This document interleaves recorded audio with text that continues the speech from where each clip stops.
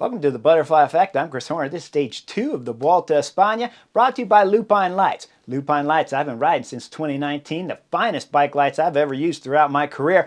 They got Bluetooth connectivity, so if you're running them on your bars, if you're running them on your headlamp, if you're running them on your helmet, or if you got them on your e-bikes, go with Lupine Lights. Use the code LupineLights24 to save you 24% on your next order. Now let's get in today's stage 2 of the Vuelta España. At 195 kilometers, about 120 miles in length, it's a stage for the sprinter, there's no doubt about it, because when you look at the profile, there's 2 climbs, both category 4. One's coming early, one's coming at the finish. It'll summit with about 20 kilometers to go. Then it's going to be a drag race amongst the sprinter teams.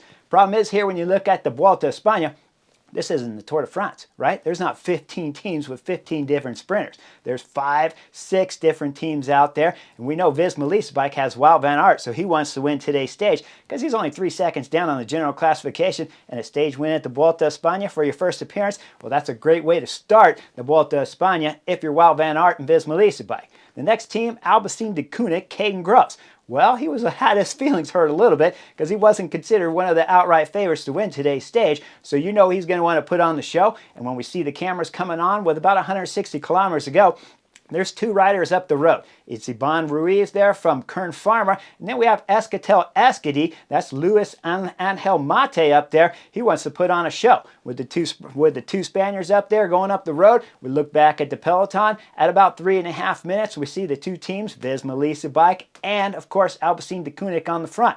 Now, like I said, this is not a depth of sprinter teams here at the Vuelta España. So with these 2 teams chasing with only 2 riders at the front, we can still tell when the cameras come on, it's going to be a field sprint with the 2 big teams here at the Vuelta España riding the front. Now with that gap at about 3.5 minutes, we come into about 91 kilometers to go, and this is when we see the first real crash here at the Vuelta España. We look over to the right side. That's Bahrain victorious Keplinger there going down on the right side. But if I back the camera up just a hair, move it over to the left, we see Visma bikes on the left side of the course there. And when the cameras move right and caught Keplinger going down, the camera moved back right, and we see it's Dylan van Baarle going down. He'll hit the ground. He's going to have a little bit of a hard time getting back up, and eventually we'll see him get on his bike, take him a few kilometers to get back to the peloton. But he's going to have a rough stage 2 here of the Vuelta España because further into the stage, Dylan van Baarle is going to drop out. Now, when Dylan van Baarle drops out, this is going to have huge repercussions throughout the next 3 weeks here of the Vuelta España because Dylan van Baarle, well, he's a jack of all trades. He can help with the sprint leadouts there with Wout van Aert when you're getting under 1.5 kilometers to go, even deep into 1 kilometer to go because, again, we're not at the Tour de France, we're at the Tour of Spain, where the quality of the sprint fields here is not quite as depth. So Dylan van Baarle could have done some magic work at the end of the stage, but instead we see him dropping out with just about 80 kilometers to go as he's coming off the back of the group.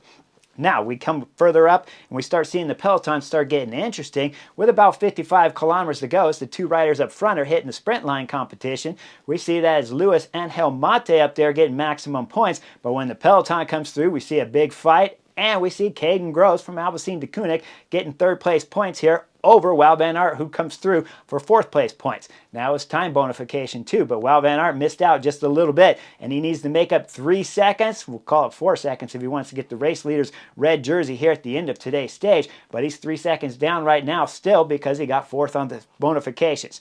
Up front, the 2 riders are getting wrapped up right after the sprint line competition finished, and as the group's all together, we're coming into about 30 kilometers to go. The peloton's been nervous since 65K to go, but now the climb starting with 30 kilometers to go, the first part of it, and as we see the climb start, well, we start seeing some attacks again as Maury Van Savenhoff that's throwing in attack. He's got Soler wrapped on his wheel, and then turns into a group of 5 once Stefan Kuhn gets up there from FDJ wearing the polka dot KOM jersey.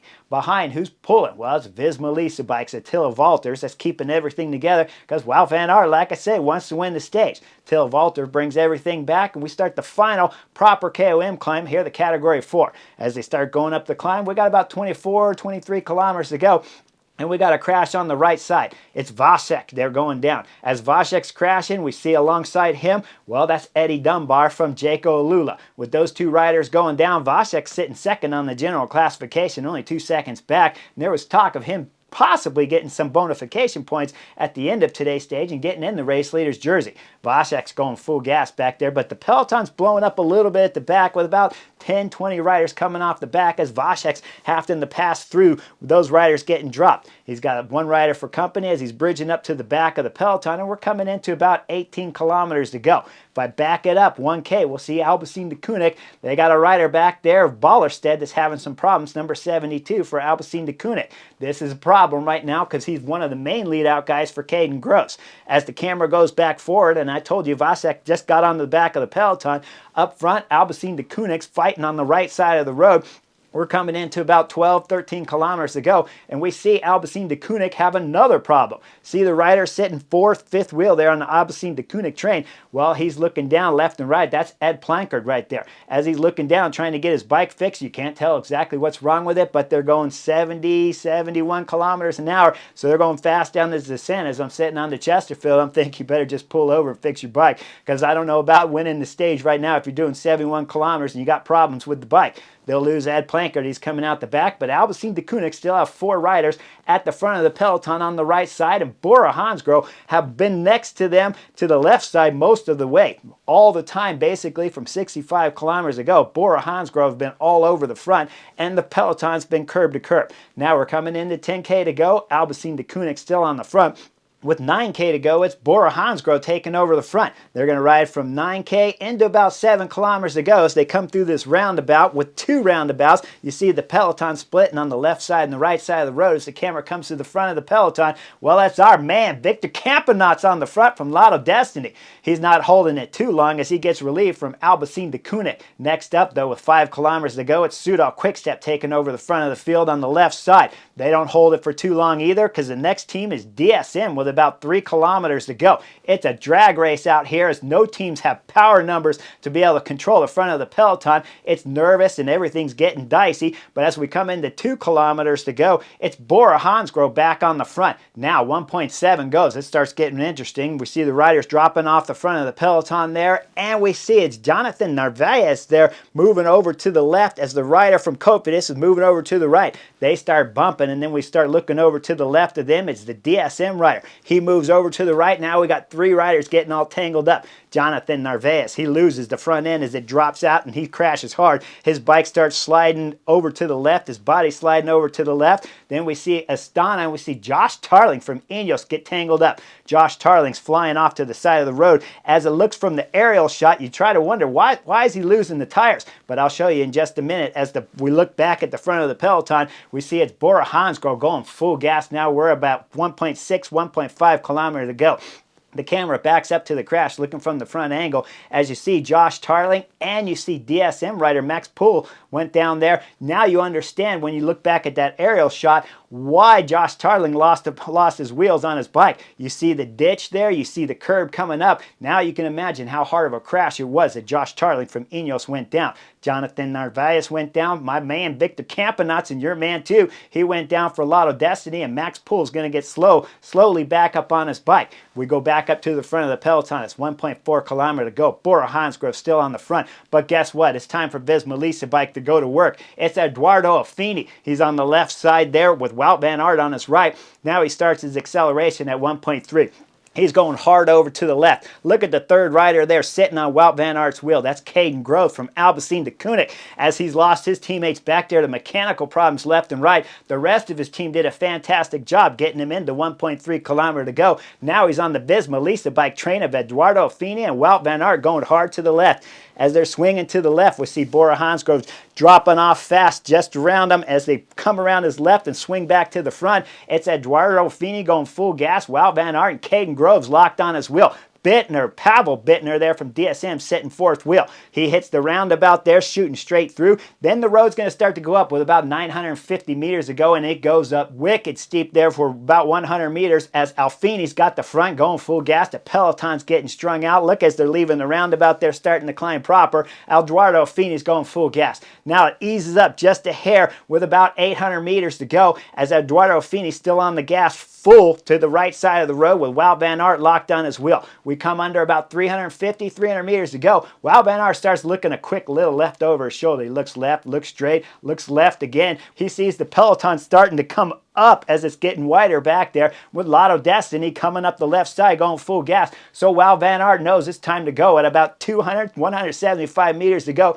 from the right side of the road. He hits it hard on the pedal, jumps to the left. Caden Groves locked on his wheel as we see Caden Groves start his acceleration at about 125, 150 meters to go. Caden Groves coming up the center of the road. It's a drag race between Wout van Aert and Caden Groves with 100 meters to go, but at 75, Caden Groves looks like he's got this stage locked up as he starts taking the lead from Wout van Aert. But can Wout van Aert hold second? Because there's an acceleration coming from Corbin Strong sitting third wheel. He starts his acceleration at 50 meters to go. We look at Caden Groves on the front. We know he's going to win today, but what's it going to be for Wout van Aert and for Corbin Strong? Well, it's a bike throw at the line for Caden Groves. He wanted to be sure. He was sure. He wins today's stage 2 of the Vuelta a España. But Wout van Aert and Corbin Strong, they tossed their bikes too. Wout van Aert's taking second on the stage. Corbin Strong from Israel Premier Tech rounds out the podium here on stage 2 of the Vuelta a España.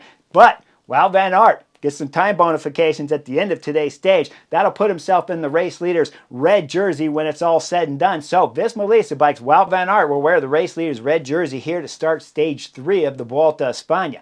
But let's go back and look at that crash again from Dylan van Baarle, and how does that affect Visma Lease Bike? Well, already here on stage 2, you see a Feeney that did a magnificent lead out from 1.4 kilometer to go all the way through the roundabout, 950 meters up the hill, into 200 meters to go to drop off Wout van Aert. If you had Dylan van Baarle doing the work from 1.4 into the start of that climb, and then Eduardo Feeney taking over at 800 meters to go, quite possibly Wout van Aert has a better shot at winning today's stage. Now, does he win today's stage? I don't know. Caden Groves looks something amazing, but Wout van Aert would have had more speed at the front, possibly putting some more pressure on the sprinter legs there of Caden Groves, while Wout van Aert has a little bit more climbing legs, in my belief, up here on the butterfly effect anyways. So Dylan van Baarle's absence is already felt here on stage 2.